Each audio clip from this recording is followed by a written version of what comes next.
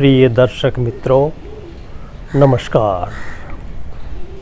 मैं भानु प्रकाश आशा करता हूँ आप सभी स्वस्थ होंगे।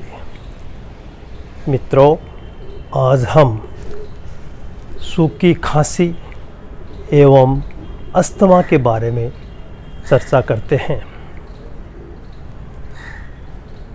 अनियमित खाने से एवं प्रदूषित हवा में सांस लेने से इस बीमारी की शुरुआत होती है। धीरे धीरे अगर इसका ध्यान न रखा जाए तो ये विकराल रूप धारण करती है और दिन भर खांसी चलती रहती है, सांस लेने में तकलीफ़ शुरू हो जाती है और आदमी बेबस नज़र आता है। हमारे खून में सफ़ेद कण होते हैं। ये रोग प्रतिरोधक कण होते हैं। इनकी मात्रा 4 से 5% होती है। इन्हें इयोसिनोफिल्स भी कहते हैं। अगर इनकी मात्रा 4 या 5% से ज़्यादा हो जाती है तो मनुष्य को इयोसिनोफिलिया की बीमारी हो जाती है। उससे भी अक्सर खांसी वगैरह शुरू हो जाती है। इसके लिए आप किसी डॉक्टर से जांच करवाएं। वैसे इस बीमारी में कभी कभी प्रदूषित हवा एवं खाने के साथ कुछ ऐसा वायरस अपने शरीर में उतर जाता है जिससे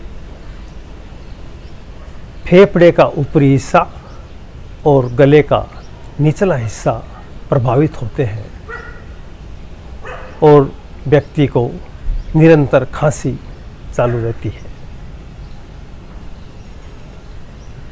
आयुर्वेद में इसे कफ और वायु दोष कहते हैं। खाने से शरीर में रस धातु उत्पन्न होता है और उसके साथ ही कफ की उत्पत्ति होती है।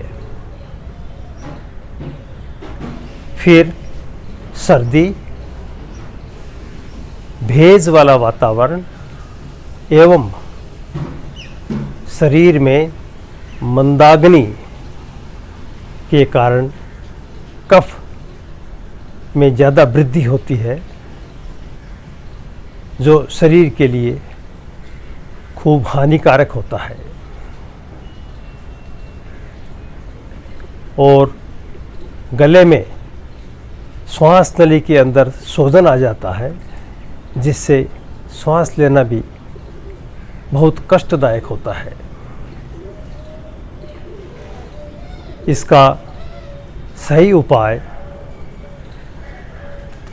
मीठा, ठंडा और चिकनाई युक्त खाना खाना बंद कर दें।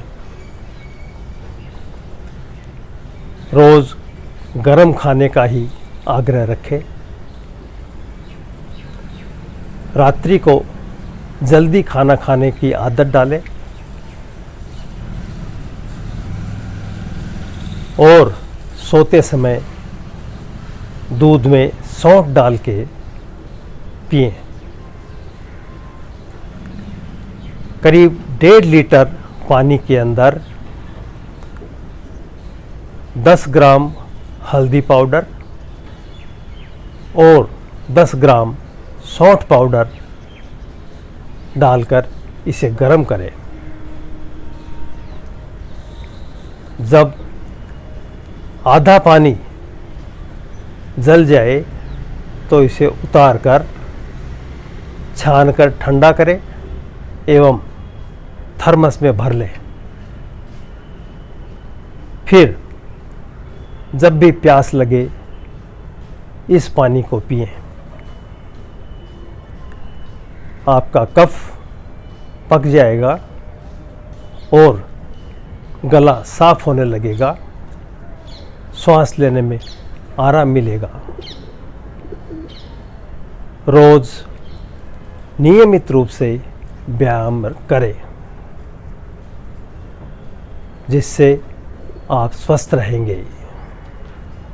कृपया चैनल को सब्सक्राइब अवश्य कर दें।